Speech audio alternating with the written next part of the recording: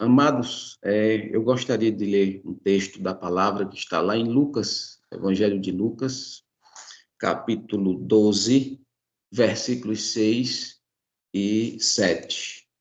A palavra do Senhor é falada por nosso Senhor Jesus Cristo, quando ele adverte os discípulos acerca das dificuldades que eles teriam de enfrentar e dos inimigos que iam aparecer durante a jornada. No versículo 6 diz assim a palavra: não se vendem 5 pardais por 2 asses, entretanto, nenhum deles está em esquecimento diante de Deus. Até os cabelos da vossa cabeça estão todos contados.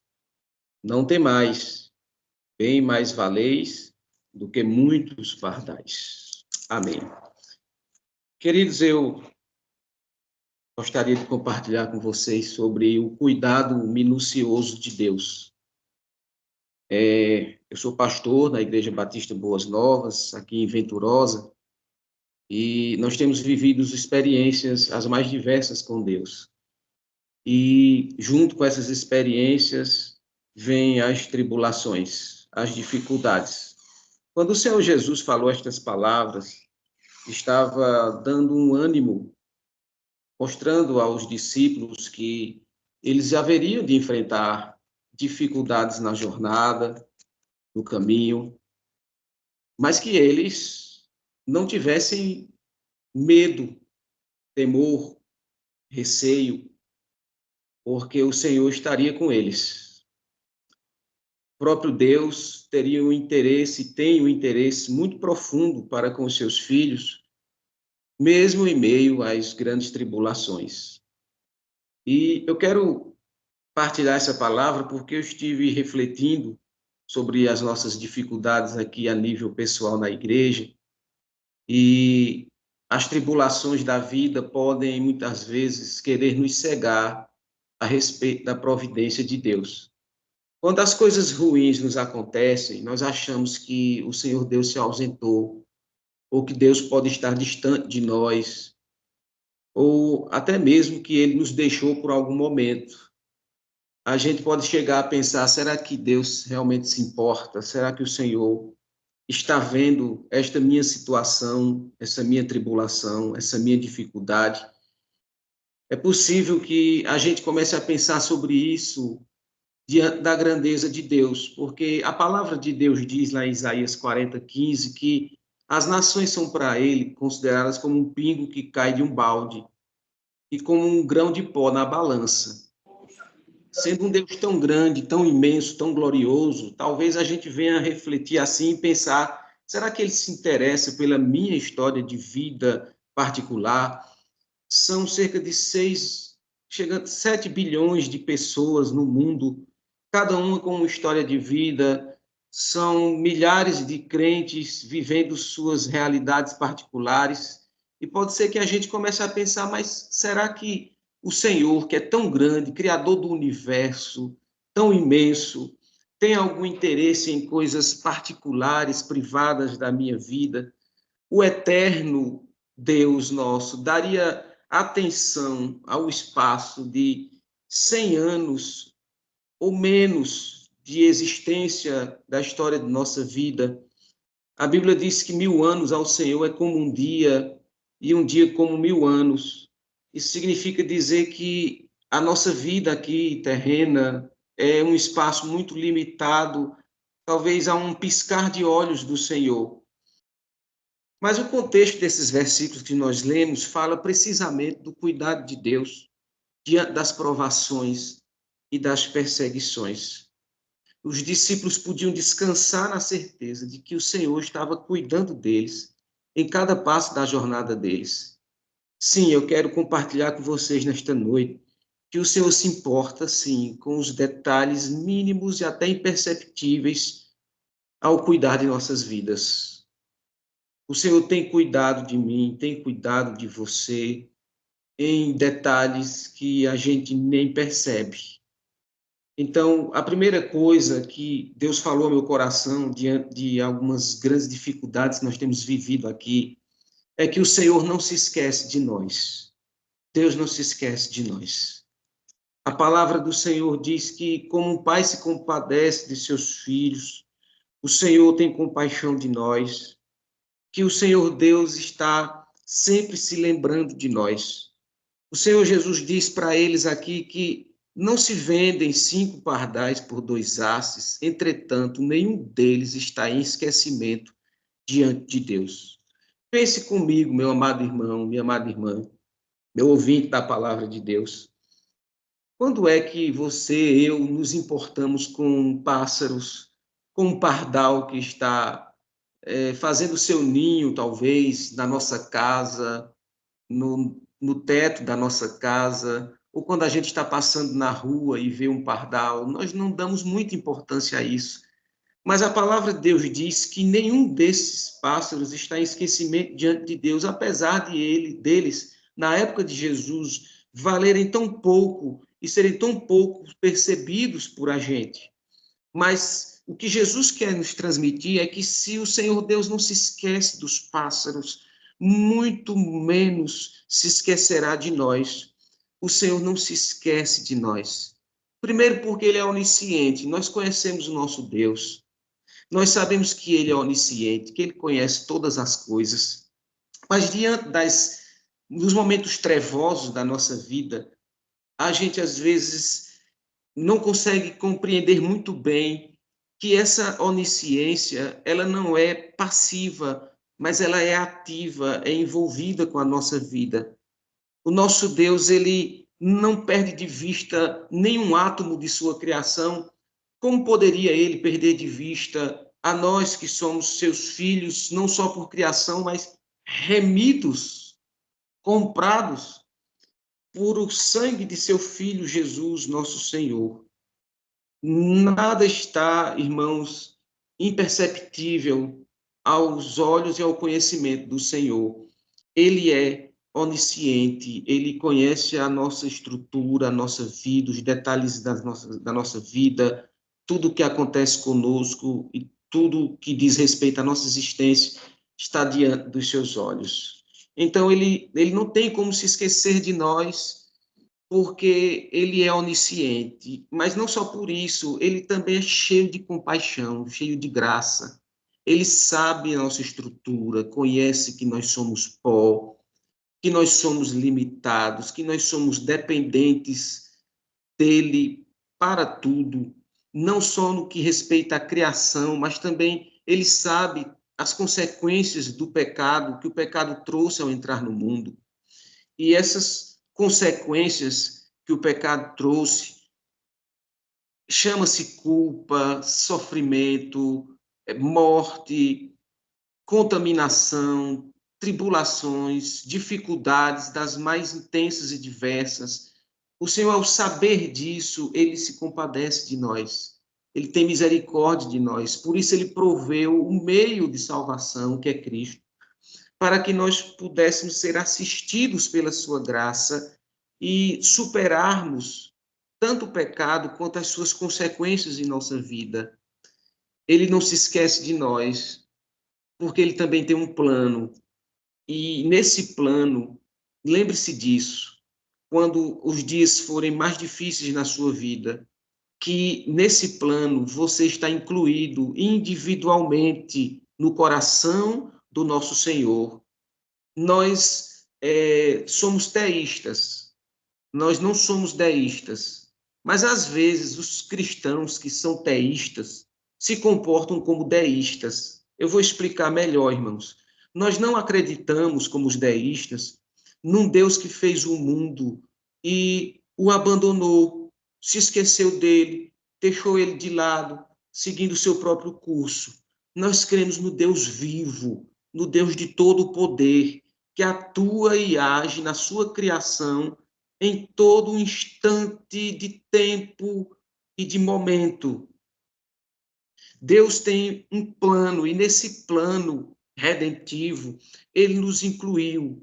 E tendo nos incluído nesse plano, por meio da encarnação, da morte, da ressurreição de Cristo, dele ter nos redimido, nos salvado, trazido nós das trevas para a sua maravilhosa luz, estando nós dentro desse projeto de Deus, desse plano de Deus, não tem como ele se esquecer de você. Não tem como ele se esquecer de mim. Não tem como ele se esquecer do seu povo. Ele está constantemente olhando para nós. Quando Sião estava, o povo de Deus, achando que Deus tinha se esquecido dele, o Senhor deu essa mensagem por meio do profeta Isaías. Mas Sião diz: o Senhor me desamparou, o Senhor se esqueceu de mim. E Deus diz: acaso pode uma mulher esquecer-se do filho que ainda mama, de sorte que não se compadeça do filho do seu ventre? Não, de modo nenhum. Mas ainda que isto viesse a acontecer, diz a palavra, diz o Senhor, eu, todavia, não me esquecerei de ti. Nas palmas das minhas mãos te gravei, os teus muros estão continuamente perante mim. Deus fala estas palavras em um momento difícil na história de Israel, em um momento de exílio, de dor, de afastamento, de distanciamento de sua própria terra. Mas Deus diz para eles: eu não me esqueço de vocês. E Deus falou essa palavra comigo, irmãos, porque nós temos vivido um momento delicado na vida da nossa igreja. Nós estivemos acompanhando e preparando 3 irmãos para assumirem o diaconato na igreja. E, segundo comanda a palavra do Senhor, nos orienta a palavra do Senhor, e também de acordo com o nosso estatuto, os candidatos ao diaconato passam por um período de 1 ano probatório, de experiência, de acompanhamento, de estudos e tudo mais.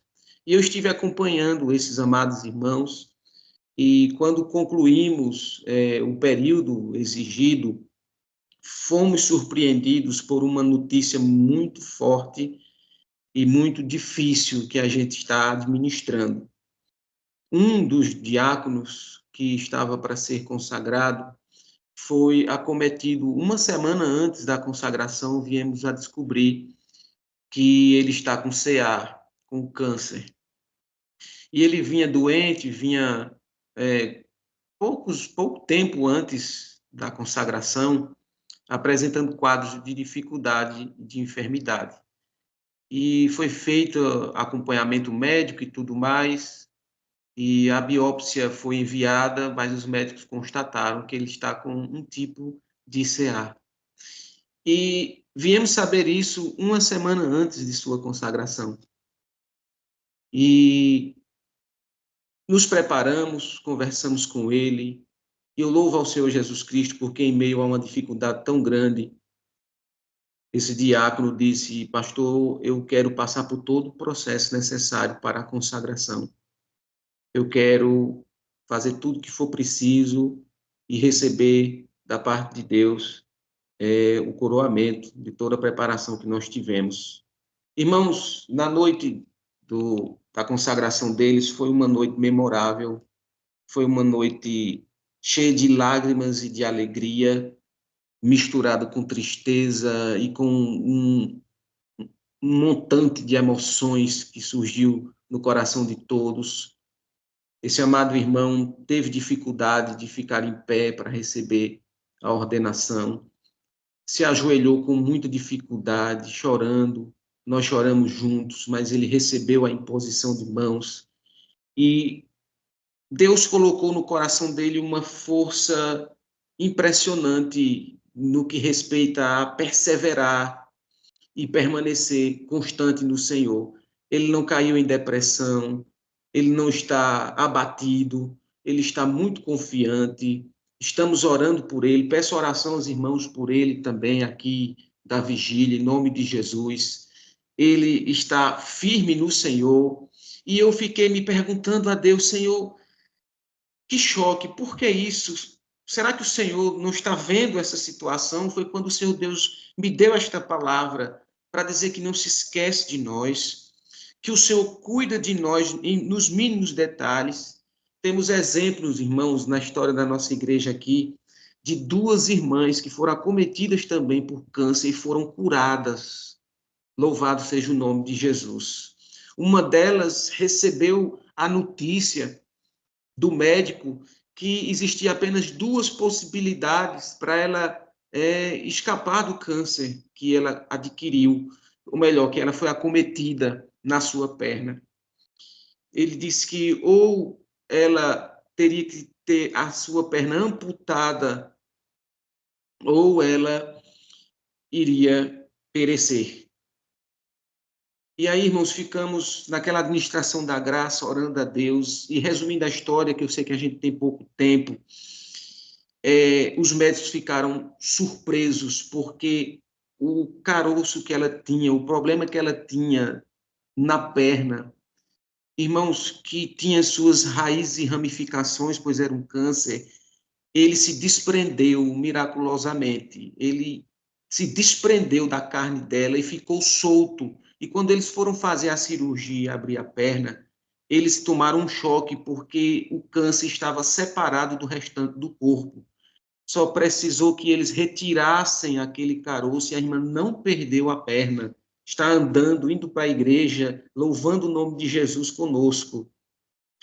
E outra irmã foi acometida também por essa doença, e para a glória e honra do Senhor Jesus, visitamos ela, ela chorava bastante, passou por um processo quimioterápico e o câncer foi embora do seu corpo e ela está conosco, louvando o nome de Jesus. E essa segunda irmã que eu citei é irmã no sangue do diácono que acabou de ser consagrado. E, amados, Deus deu uma palavra para mim e disse: o Senhor cuida de vocês nos mínimos detalhes. O Senhor cuida de nós nos mínimos detalhes. Irmãos, aqui esse texto é lindo porque ele diz: até os cabelos da vossa cabeça estão todos contados. Até hoje eu não conheci ninguém que se preocupasse tanto com os cabelos de sua cabeça que começasse a contar. Eu nunca contei os meus. E acredito que nenhum de nós pensou nisso. E são muitos, são milhares de cabelos que existem em nossa cabeça. Mas é uma coisa aparentemente tão insignificante, é algo tão simplório. Mas, irmãos, o fato é que o nosso Criador, o Criador da vastidão do universo, ele se importa com coisas aparentemente insignificantes. Cabelo. Jesus nos ensina que nosso Pai se importa e cuida de você nos mínimos detalhes, nas coisas pequeninas, naquilo que diz respeito à nossa vida. Há um salmo na palavra que me impressiona bastante. É o Salmo 139. Diz lá, a partir do verso 1, o salmista falando: Senhor, tu me sondas e me conheces. Sabes quando me assento e quando me levanto. De longe penetras os meus pensamentos, esquadrinhas o meu andar e o meu deitar, e conheces todos os meus caminhos. Ainda a palavra me não chegou à língua, e tu, Senhor, a conheces toda. Tu me cercas por trás e por diante, e sobre mim pões a mão. Preste atenção nesse texto, nesta palavra. Ela não fala que Deus apenas nos conhece como um observador passivo que está distante. Ela nos fala de um Deus que tem interesse em estar compenetrando nos detalhes da nossa existência, do nosso viver diário. Ele diz: Senhor, tu me sondas e me conheces. Sondar é exatamente analisar nos mínimos detalhes, compenetrar aonde nós mesmos não podemos chegar. E há uma coisa que o Senhor falou comigo nessa passagem e que nós percebemos nela, é que nós não percebemos Deus, nosso Senhor, em nossa vida, como Ele nos percebe. Nós, por mais que nós compreendamos que o Senhor é onipresente, nós não percebemos Ele como Ele nos percebe. Nós podemos passar por momentos na nossa vida, experiências com Deus, de Sua presença em nós, de formas variadas. Há dias em que a gente sente com o coração a presença de Deus tão forte que pode fazer a gente se arrepiar, sentir emoções de quebrantamento, chorar, sorrir, se alegrar de um modo como nunca nos alegramos, perceber a real presença de Deus ali. E às vezes nós não percebemos, nós não sentimos, mas nós sabemos que Ele está conosco o tempo todo. Com o Senhor é diferente. Ele nos percebe de uma maneira completamente imersiva. Nós estamos presentes em Deus de modo tão completo que Ele nos vê por inteiro nos mínimos detalhes. O conhecimento do Senhor a nosso respeito, irmãos, ele é participativo. O salmista aqui, ele diz que o Senhor sonda, que o Senhor conhece, que o Senhor esquadrinha o meu deitar e o meu levantar, o meu assentar e o meu levantar. E eu fiquei pensando, às vezes nem a gente percebe quando está sentado no lugar e se levanta para fazer alguma coisa. Quando a gente está para pegar um copo d'água. E o texto está dizendo que o Senhor conhece, sonda, tem interesse em cada um dos nossos passos e em cada um dos nossos movimentos. Um teólogo chamado John Piper disse que Deus não se limita a ver como um espectador passivo. Para onde quer que Deus esteja olhando, ele está agindo. Quando Deus vê algo, ele faz isso. Seu ver é seu fazer. Ah, meus amados irmãos, que coisa linda e maravilhosa é a gente saber que o Senhor está cuidando de nós quando nós nem percebemos que Ele está fazendo isso. Louvado seja o nome do Senhor Jesus. Louvado seja o nome do Senhor Jesus. O interesse de Deus por nós é minucioso. Olha os verbos que o salmista usa: sondar, conhecer, penetrar. Irmãos, ele entra dentro de nós, pelo seu espírito que em nós habita. Ele penetra dentro de nós, pelo seu espírito que está em nós. Ele vai ao fundo. É como uma espada que penetra a carne. É como uma seringa que penetra a nossa carne. Deus entra. O texto fala de esquadrinhar, que é colocar no ângulo reto. Fala de cercar. O salmista diz: tu me cercas por trás e por diante. Cercar demonstra total interesse em estar ao redor, observando, diante de nós, por trás de nós. Sobre mim tu pões a mão. Queridos, em nome de Jesus, nunca se esqueça disso, que por mais terrível que seja o labirinto, que por mais terrível que seja o vale da sombra da morte, o Senhor não está só presente conosco, Ele está compenetrando a totalidade do nosso ser, como seus filhos e ovelhas, que por Ele fomos comprados e adquiridos. Deus tem interesse, sim, nos detalhes mínimos da sua vida, porque Ele disse aos discípulos que até os cabelos da vossa cabeça estão todos contados. Todos contados.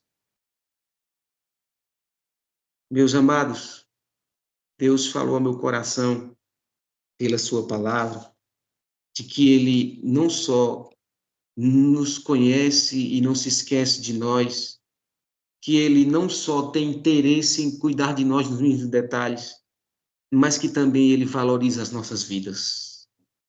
Você, sim, tem um valor precioso para Deus por causa de Cristo Jesus, pelo que Jesus fez por nós. Primeiro, ele diz que nós valemos mais do que os pardais, do que os pássaros. Jesus faz aqui uma comparação, irmãos. Ele diz aqui: não se vende 5 pardais por 2 asses. Se você não sabe o que é asse, você vai saber agora.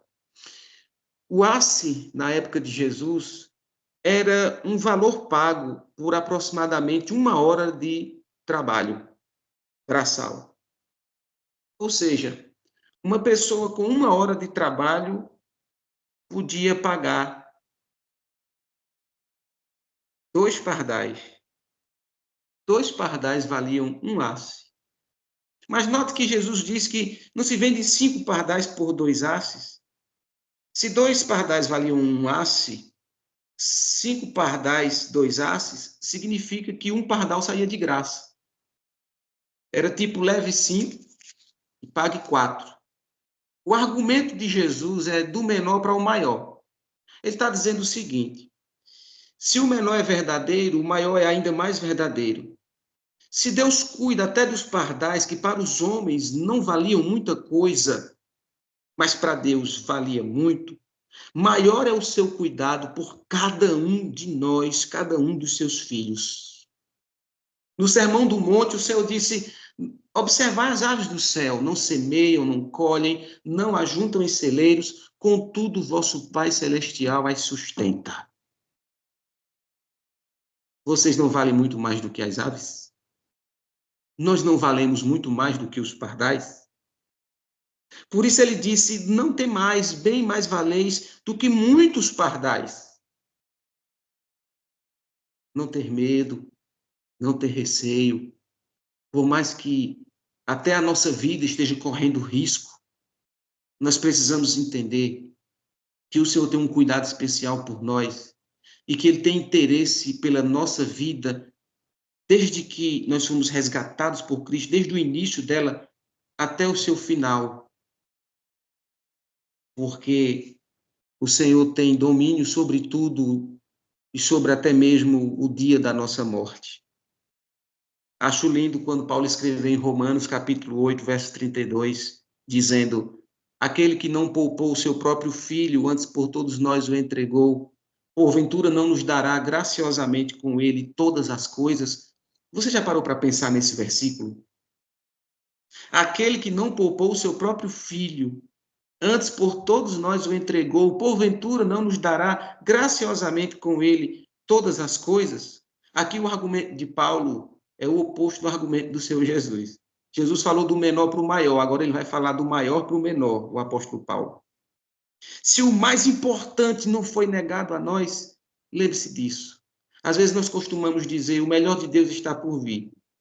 Mas a grande verdade é que o melhor de Deus já nos foi dado, porque Jesus é o melhor de Deus, é o seu Filho unigênito, e ele nos foi entregue, ele se entregou por nós. Deus não poupou o seu próprio Filho, antes entregou para a salvação e redenção e transformação e modificação da história da vida de sua igreja, do seu povo. Ah, meus queridos, Jesus já foi entregue pela minha e pela tua vida.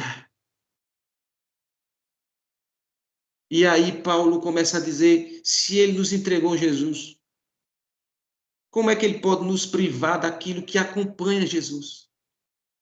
De tudo que Jesus conquistou para nós, para o seu povo e para a glória de Deus na cruz.